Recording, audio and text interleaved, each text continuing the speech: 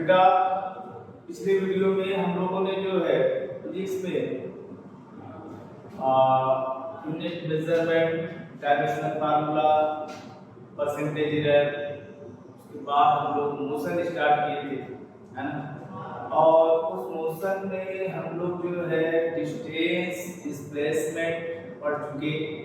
Distance और displacement के साथ हम लोग जो है स्पीड और वेलोसिटी, स्पीड, वेलोसिटी, चाल और वेग, दूरी और विस्थापन में क्या डिफरेंस है, दूरी क्या होती है, विस्थापन क्या होता है, स्पीड क्या होती है और वेलोसिटी क्या होती है, ये हम लोग और हम लोग आज के वीडियो में इसके आगे बढ़ेंगे, जिसमें हम ये पढ़ेंगे कि वेलोसिटी चेंज कैसे होगी, चेंज ऑफ वेलोसिटी क्या होगा, एक्सीलरेशन क्या होगा, त्वरण क्या होगा, और straight line motion, projectile motion और रोटेशनल मोशन, सर्कुलर मोशन, इन सब में क्या डिफरेंस है, कैसे। बेटा आज की क्लास हम लोग यहीं से स्टार्ट करेंगे कि अगर वेलोसिटी हम पढ़ रहे हैं, वेलोसिटी वेग पढ़ चुके, तो चेंज ऑफ वेलोसिटी क्या होगी और एक्सीलरेशन क्या चीजें। तो आइए सबसे पहले हम लोग चेंज ऑफ वेलोसिटी देखते हैं। चेंज ऑफ वेलोसिटी का मतलब है बेटा वेग में होने वाला परिवर्तन। वेग परिवर्तन क्या, अगर वेग परिवर्तन आपको देखना है तो आप देखिए वेग परिवर्तन। तो चेंज ऑफ वेलोसिटी का मतलब अगर कोई वस्तु है, उसकी स्पीड है v1 या वेलोसिटी है v1 मीटर पर सेकेंड ए, और एक दूसरी वस्तु है b, उसकी वेलोसिटी आती है v2 मीटर पर सेकेंड। हो गया। तो चेंज ऑफ वेलोसिटी वेग परिवर्तन क्या होगा, तो वेग में होने वाला जो परिवर्तन होगा बेटा वो होगा डेल्टा। जब डेल्टा भी होगा तो देखो दोनों सेम डायरेक्शन में जा रहे हैं। मान लीजिए ये 40 मीटर पर सेकंड है और ये 60 मीटर पर सेकंड, तो कितना वेग में अंतर है, तो इसमें से इसको माइनस कर दो, यानी 60 माइनस, है ना, वेग में होने वाला परिवर्तन आपका होगा v2 माइनस v1। सही है। इसका मतलब हुआ कि दोनों वेगों का जो अंतर होगा वही चेंज ऑफ वेलोसिटी, वेग परिवर्तन होगा। ठीक है। जहां मैंने आपसे कहा कि मान लीजिए ये आपका 40 मीटर पर सेकेंड है, यहाँ मान लेते हैं कि 60 है, तो चेंज ऑफ वेलोसिटी होगी 60 माइनस, तो आंसर आ जाएगा 20 मीटर पर। सही। अच्छा, लेकिन बेटा अगर इनमें से यही क्वेश्चन इस तरीके से होता कि इसका वेग जो है v1 40 मीटर पर सेकेंड है, और जो दूसरे का वेग है वो ये है, अपोजिट डायरेक्शन में है, और उसका वेग है 60 मीटर पर सेकेंड। तो चेंज ऑफ वेलोसिटी क्या होगी, वेग में होने वाला परिवर्तन क्या होगा, तब होगा डेल्टा v, ध्यान देना ये v2 माइनस v1 ही होगा, v2 माइनस v1 वेक्टर ही होगा। ठीक है। लेकिन ध्यान देना v2 के डायरेक्शन तो 60 है, लेकिन v2 के ये अपोजिट डायरेक्शन में है, तो ये माइनस रहेगा। जब ये अपोजिट डायरेक्शन में, तो डायरेक्शन लेंगे तो यहाँ 40 नहीं लेंगे बल्कि अपोजिट में है, तो क्या लेंगे माइनस। जब माइनस 40 लेंगे तो ये मिलेगा आपको 60 प्लस 40, और जब 60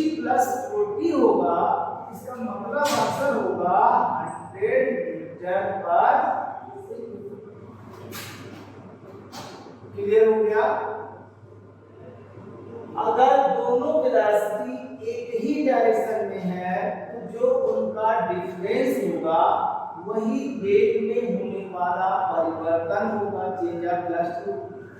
और अगर दोनों अपोजिट डायरेक्शन में है तो उस समय आप देख रहे हो कि 60 प्लस 40 आ रहा है।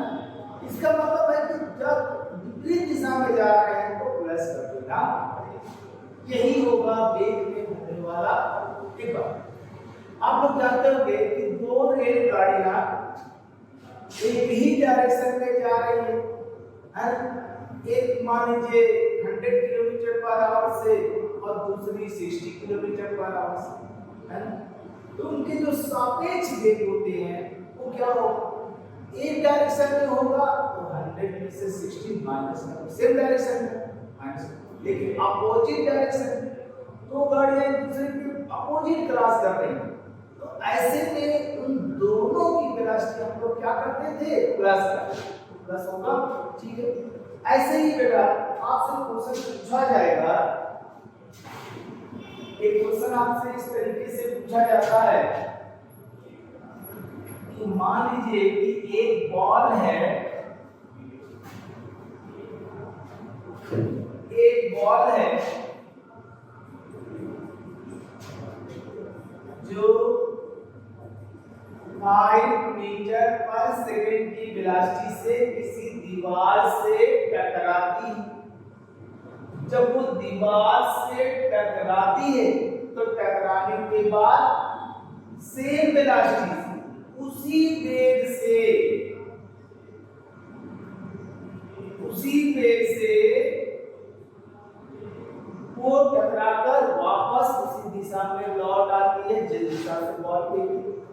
5 मीटर पर सेकंड के वेग से आपको कोई देखेगा वो बॉल यहाँ आई और इससे टकरा करके और ये रिटर्न वापस आ गई। तो चेंज ऑफ वेलोसिटी क्या होगा? उस बॉल के गेंद के वेग में होने वाला परिवर्तन क्या होगा? उस गेंद के वेग में होने वाला परिवर्तन। तो आप देख लो ये केस और इस केस में कोई अंतर है नहीं है ना। इसका मतलब चेंज ऑफ वेलोसिटी जो होगा वो डेल्टा v होगा और डेल्टा v का मतलब क्या होगा? v2 माइनस v1 होगा, सही।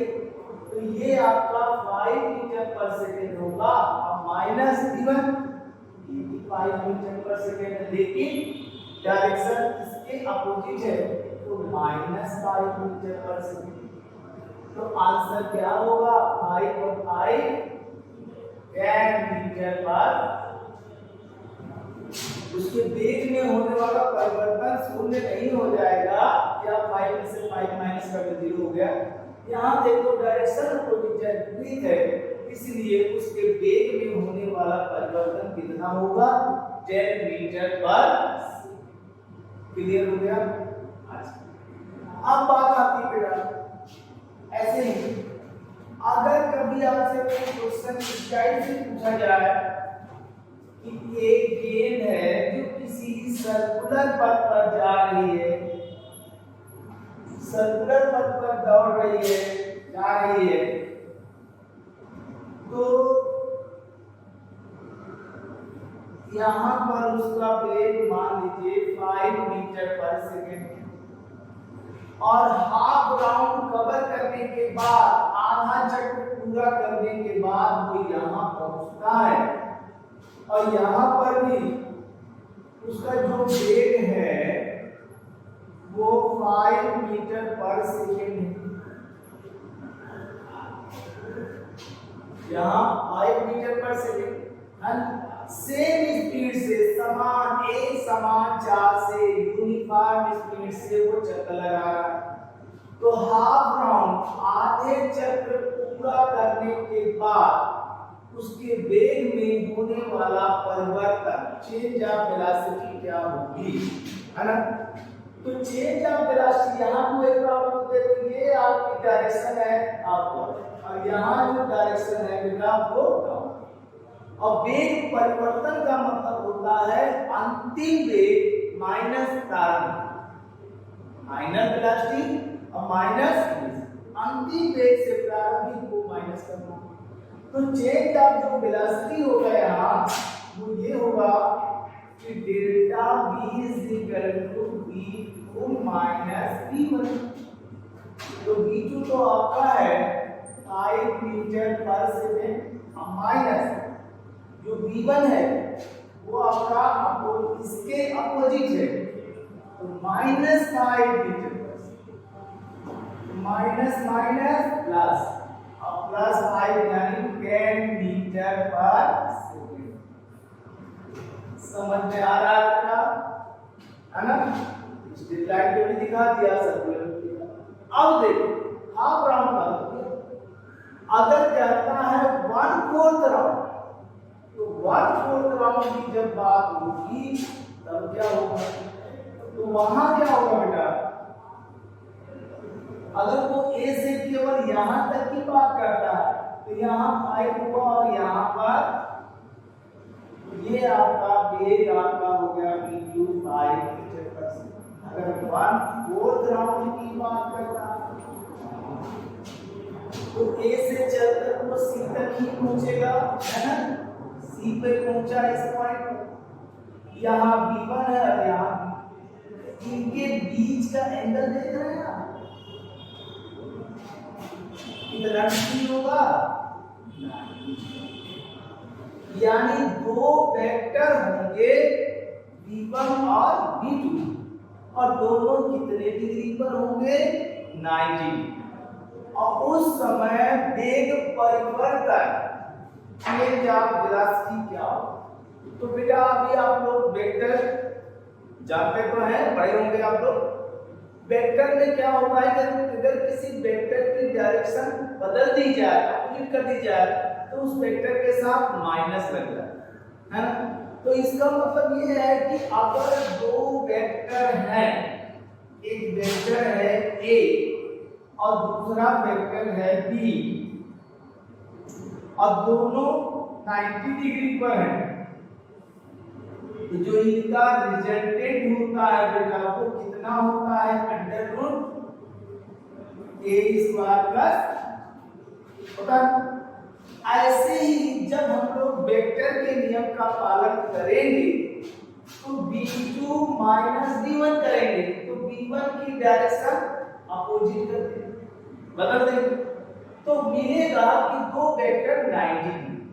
तो जब 1/4 राउंड की बात हो रही है और कह रहा वेग परिवर्तन क्या होगा, तो वेग परिवर्तन जो होगा बेटा वो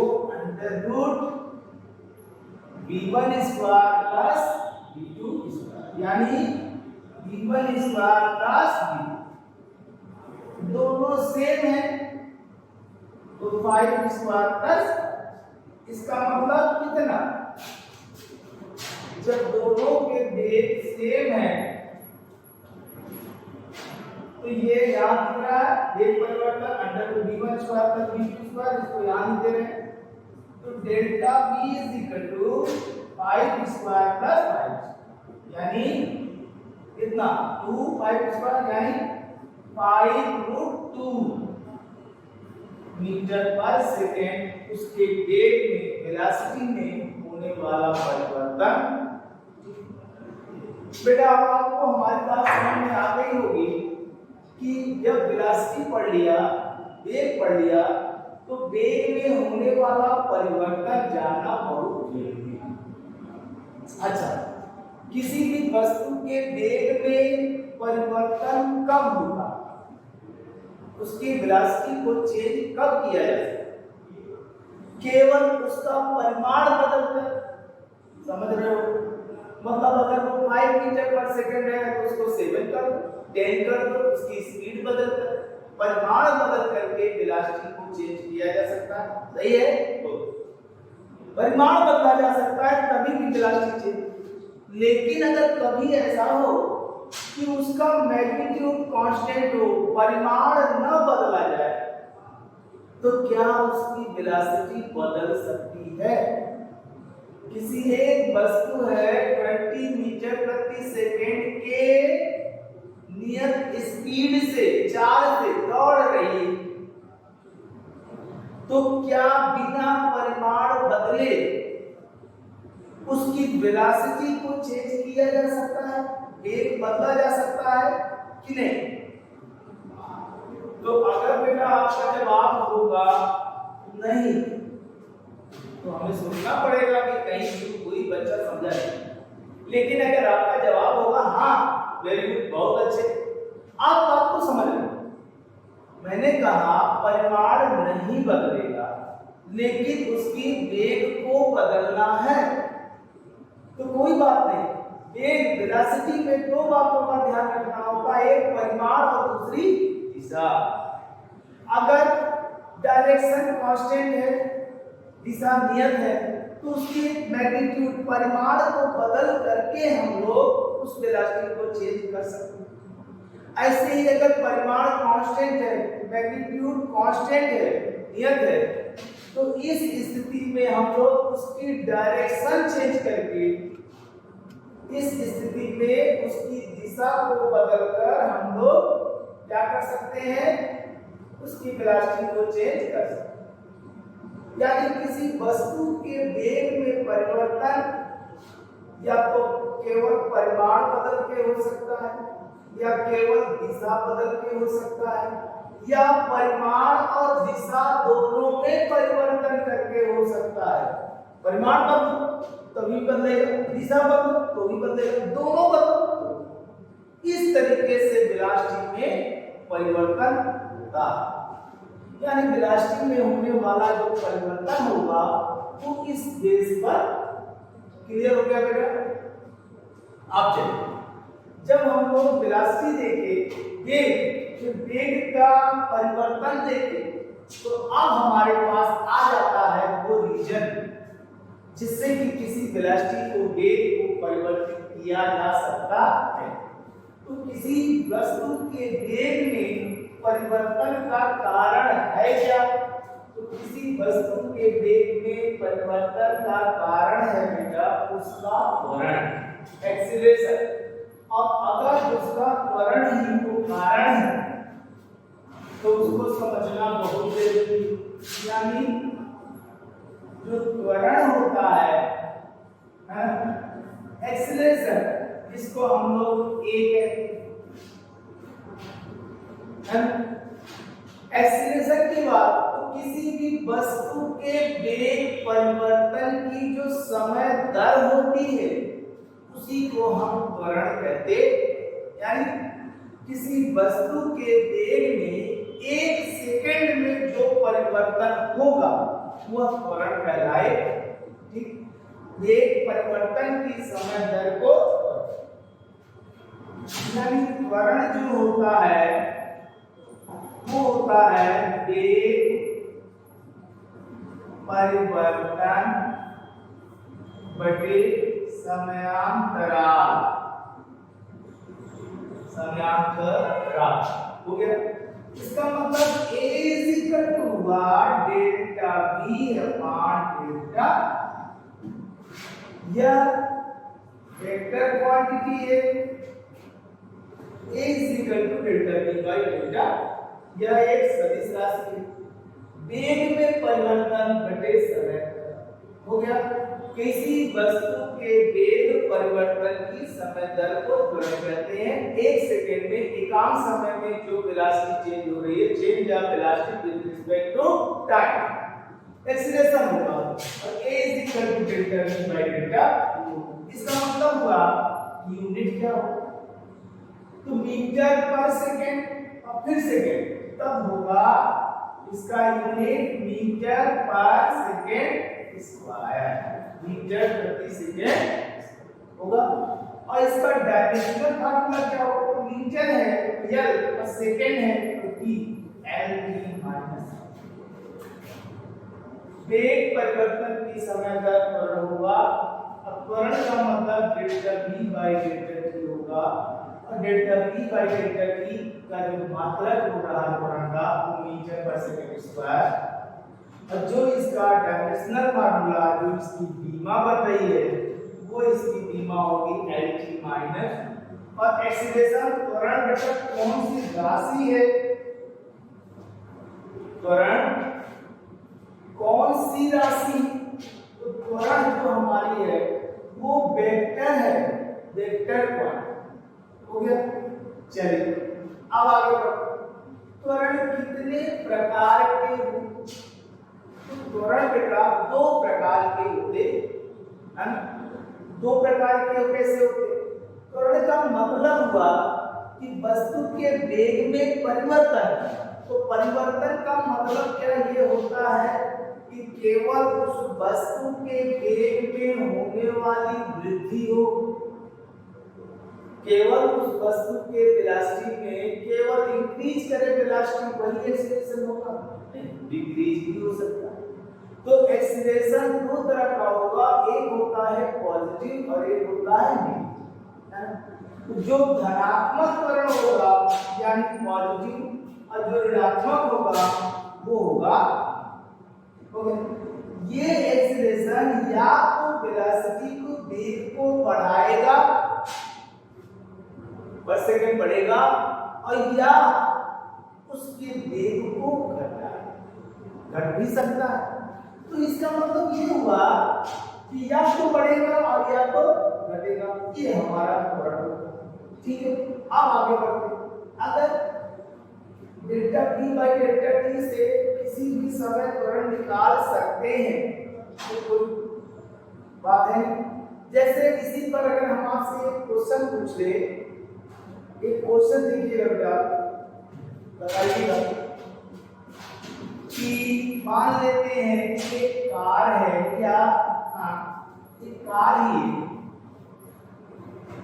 जिसका इनिशियल वेलोसिटी प्रारंभिक वेग जो है वो प्रारंभिक वेग है 36 किलोमीटर पर, प्रारंभिक वेग 36 किलोमीटर प्रति घंटे, और आफ्टर 10 सेकेंड 10 सेकेंड के बाद, कितने सेकेंड के बाद, 10 सेकेंड के बाद उसका जो फाइनल वेलोसिटी है, अंतिम वेग है, वो आपका 72 किलोमीटर पर आवर हो जाता है, 72 किलोमीटर प्रति घंटे हो जाता।